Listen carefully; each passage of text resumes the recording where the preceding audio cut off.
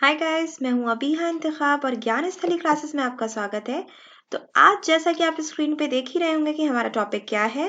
हम पढ़ेंगे नोबेल पुरस्कार। ठीक है, नोबेल पुरस्कार में शुरुआत से लेके अंत तक हम इसको समाप्त करेंगे। मतलब नोबेल पुरस्कार किसके द्वारा कब स्टार्ट किया गया और क्या उनके दिमाग में आया कि उन्होंने नोबेल पुरस्कार स्टार्ट किया। अल्फ्रेड नोबेल ने स्टार्ट किया है। तो पूरा डिटेल में हम इस पे बात करेंगे और नोट्स की आप फिक्र बिल्कुल भी मत कीजिएगा।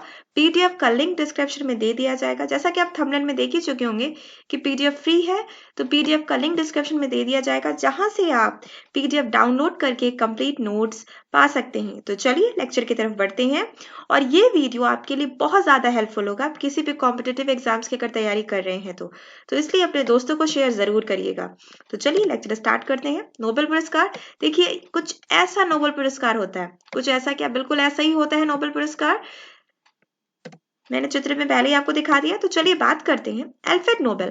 ठीक है, अल्फ्रेड नोबेल जिनके नाम पे पुरस्कार है। अल्फ्रेड नोबेल एक स्वीडिश रासायनिक इंजीनियर और उद्योगपति थे। ठीक है, जो डायमंड के आविष्कारक थे, डायनामाइट के आविष्कारक थे। आविष्कार के लिए सबसे प्रसिद्ध थे। डायनामाइट के आविष्कारक कौन थे? अल्फ्रेड नोबेल थे और इसी वजह से इन्हें प्रसिद्धि भी प्राप्त हुई थी।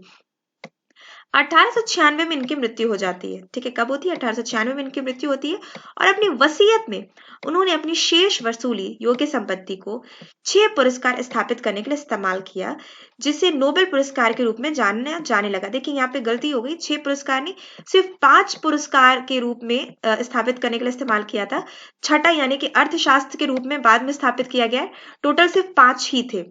ठीक है, 5 पुरस्कार स्थापित करने के लिए इस्तेमाल किया गया, जिसे नोबेल पुरस्कार के रूप में जाना जाने लगा। ठीक है, नोबेल पुरस्कार पहली बार 1901 में प्रदान किया गया। यानी पहली बार नोबेल पुरस्कार कब दिया गया? 1901 में। तो आप स्थापना भी बोल सकते हैं कि नोबेल पुरस्कार की स्थापना कब हुई? 1901 में नोबेल पुरस्कार की स्थापना हुई है। अल्फ्रेड नोबेल के नाम पे ये नोबेल पुरस्कार है। और वो कौन थे? स्वीडिश रासायनिक इंजीनियर और उद्योगपति थे और डायनामाइट के आविष्कारक थे। ठीक है, नोबेल पुरस्कार भौतिकी, रसायन विज्ञान, शरीर क्रिया विज्ञान या चिकित्सा, साहित्य, शांति और अर्थशास्त्र, ये छठा लास्ट में जोड़ा गया है सबसे। ठीक है, अर्थशास्त्र के क्षेत्र में दिए जाते हैं। पुरस्कार समारोह प्रतिवर्ष होती है। ठीक है, पुरस्कार समारोह प्रतिवर्ष यानी हर साल नोबेल प्राइज दिया जाता है। प्रत्येक प्राप्तकर्ता पुरस्कार विजेता के रूप में जाना जाता है। प्रत्येक प्राप्तकर्ता पुरस्कार विजेता के रूप में जाना जाता है।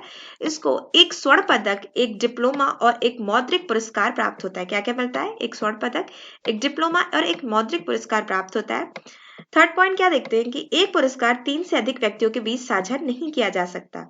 ठीक है, यानी कि देखिए स्वर्ण पदक सबको अलग अलग मिलता है। अगर 3 व्यक्तियों को मिल रहा है तो 3 से अधिक को नहीं मिलेगा। लेकिन अगर 3 के बीच में ये बांटा जा रहा है तो 3 लोगों को स्वर्ण पदक अलग अलग मिलेगा। और जो डिप्लोमा है वो भी अलग अलग मिलेगा। लेकिन जो मौद्रिक पुरस्कार है उसी में 3 विभाजन किया जाता है। उतने ही पैसे का 3 जगह विभाजन हो जाता है। लेकिन 3 से अधिक लोगों को ये नहीं दिया जाएगा। हालांकि नोबेल शांति पुरस्कार 3 से अधिक लोगों के संगठन को दिया जा सकता है। देखिए संगठन, ऑर्गेनाइजेशन को दिया जा सकता है। हालांकि नोबेल पुरस्कार मरणोपरांत नहीं दिए जाते हैं। यदि किसी व्यक्ति को पुरस्कार दिया जाता है और प्राप्त करने से पहले उसकी मृत्यु हो जाती है तो पुरस्कार प्रदान किया जाता है। देखिए नोबेल प्राइज जब दिया जाता है, दिसंबर में दिया जाता है, उसके पहले से इसकी घोषणा कर दी जाती है। तो यदि इस बीच किसी की मृत्यु हो जाती है, कोई मर जाता है, तो ऐसा नहीं है कि उनको पुरस्कार नहीं मिलेगा, उनको पुरस्कार दिया जाएगा अगर नाम की घोषणा की जा चुकी है उनके मरने से पहले। नेक्स्ट हम क्या देखते हैं कि क्या इनके दिमाग में आया अल्फ्रेड नोबेल के कि उन्होंने नोबेल पुरस्कार स्टार्ट करना का सोचा और उन्होंने अपनी संपत्ति का जो भी शेष हिस्सा है उसको उन्होंने नोबेल प्राइज के लिए स्थापित किया। देखिए 1888 में, ठीक है, 1888 में एक फ्रांसीसी समाचार पत्र में नोबेल अपने स्वयं के मृत्यु लेख को पढ़ के चकित रह गए। देखिए गलती से ये मृत्यु लेख छप गया था। ठीक है, जिसका शीर्षक था मृत्यु का व्यापारी मर चुका है। देखिए डायनामाइट की खोज की थी इन्होंने, इसलिए इन्हें मृत्यु का व्यापारी कहा गया था। मृत्यु का व्यापारी मर चुका है। यह अल्फ्रेड का भाई लुडविग था। देखिए जो गलती हुई फ्रांसीसी समाचार पत्र की, लुडविग जो था, लुडविग नोबेल की मृत्यु हुई थी। तो ये सोचा गया कि अल्फ्रेड नोबेल मर गए हैं, तो उनपे ये छाप दिया गया कि मृत्यु का व्यापारी मर चुका है, क्योंकि अल्फ्रेड नोबेल ने डायनामाइट की खोज की थी जिसकी मृत्यु हो गई थी। मृत्यु लेख 8 साल का समय से पहले का था, यानी कि 1888 में ये लेख छप गया था और 1896 में मृत्यु होती है। 1896 में, जैसे कि अभी आगे हम पढ़ के आए हैं कि 1896 में अल्फ्रेड नोबेल की मृत्यु होती है, उसके पहले ही ये लेख छाप दिया जाता है फ्रांसीसी समाचार पत्र में, जो गलती से छपता है क्योंकि अल्फ्रेड के जो भाई रहते हैं लुडविग, उनकी मृत्यु पर ये लेख छपता है, लेकिन गलतफहमी हो जाती है। समाचार एजेंसी सोचती है कि अल्फ्रेड ही मर गए, तो वो ये छाप देती है कि मृत्यु का व्यापारी मर चुका है।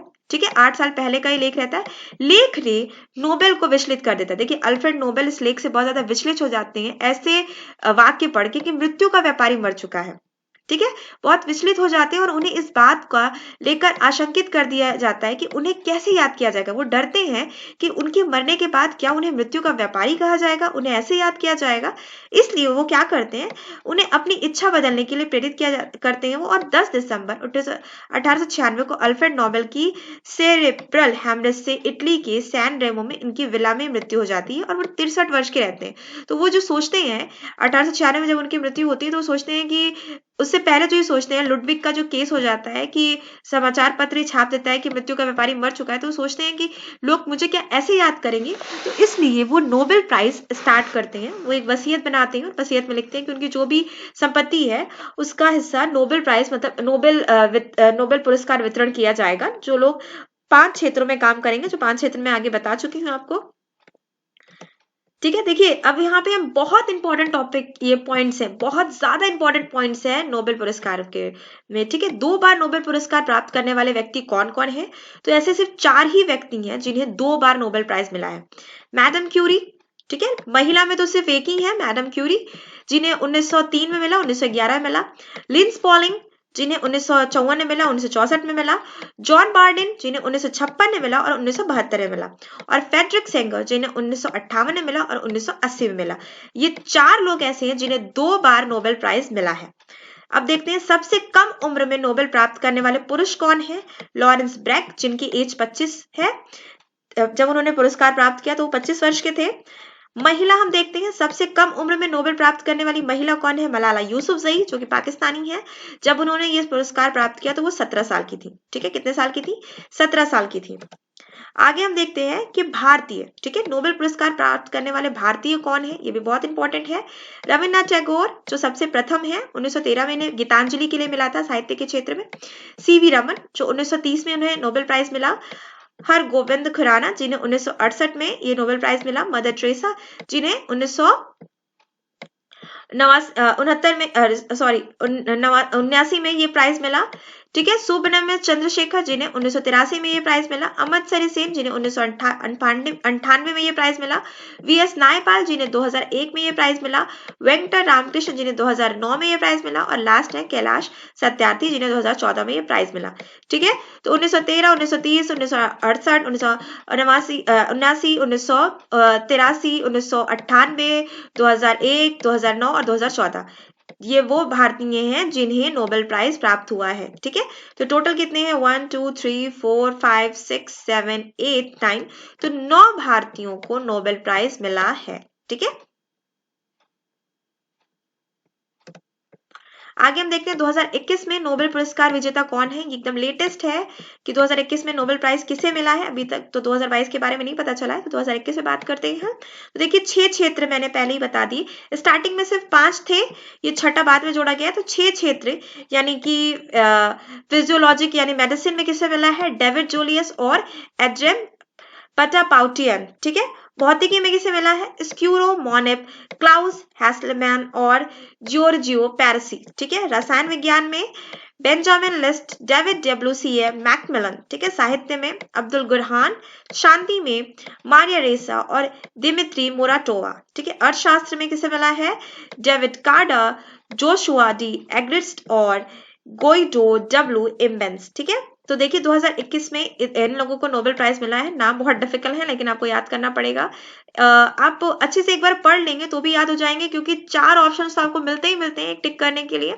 तो अगर आपको थोड़ा सा भी याद रहेगा तो आप सही पे टिक करके आएंगे। तो 2021 में इन लोगों को जो 6 क्षेत्र हैं जिसमें नोबेल प्राइज दिया जाता है, उन 6 क्षेत्रों में इन लोगों को नोबेल प्राइज मिला है। तो देखिए यहाँ पे नोबेल प्राइज के बारे में हमने बहुत अच्छे से बात कर ली कि किसके द्वारा ये स्टार्ट किया गया, क्या सोच के स्टार्ट किया गया, इसके पीछे का इतिहास क्या है नोबेल पुरस्कार स्टार्ट करने के लिए। 2021 में किसे नोबेल प्राइज मिला, 2 बार किसे नोबेल प्राइज मिला, सबसे कम उम्र में किसे नोबेल प्राइज मिला, और महिला पुरुषों में बात कर लेते हैं हम। तो चलिए वीडियो बस इतना ही। वीडियो देखने के लिए बहुत बहुत थैंक यू।